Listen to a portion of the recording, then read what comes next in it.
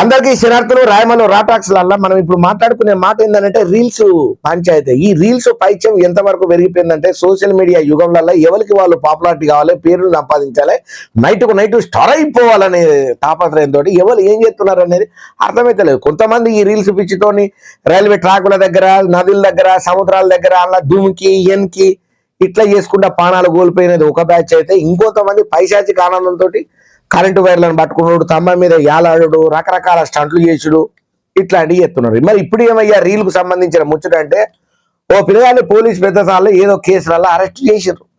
సరే తప్పు చేసినప్పుడు చట్టం తన పని తాను చేసుకొని పోతుందని అంటారు కదా, సరే తీసుకువెళ్ళు బండ్లో ఎక్కించుకొని పోతుంటే ఎవరో ఏందో తెలియదు కానీ వాళ్ళ దోస్తులే ఆ సూడ్నికి వచ్చిలో మాట్లాడనీకి వచ్చిలే కానీ అడ్డబుడ్డ బ్యాచ్ ఉంటుంది కదా, వాళ్ళందరూ వీడియో వీడియో తీసి దాన్ని రీల్ లెక్క కన్వే చేసి పెట్టిల్లు ఇన్స్టాగ్రామ్ లా.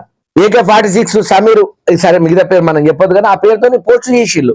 ఇక ఇప్పుడు ఈ వీడియో సోషల్ మీడియాలో వైరల్ అయ్యేసరికి పోలీస్ పెద్దసార్లు నోటీస్కి పోయేసరికి గురియావా గిరెక్కడ కదరా, ఈయన్ని అరెక్ట్ తీసుకొని ఓడు కూడా ఈడు రీల్ లెక్క వాడుకున్నాడంటే ఈడు మామూలు కాదు, ఈయన జనంత గట్టిగానే ఈసారణ చెయ్యాలి అనే ఆలోచన పోలీస్ పెద్దసార్లు కూడా ఉన్నాడట. ఎందుకు వచ్చింది, కూరకు వచ్చిందా, బువ్వకు వచ్చిందా, నీకు కనీసం బాధ్యత అనేది ఉన్నదా, బాధ అనేది ఉన్నదా?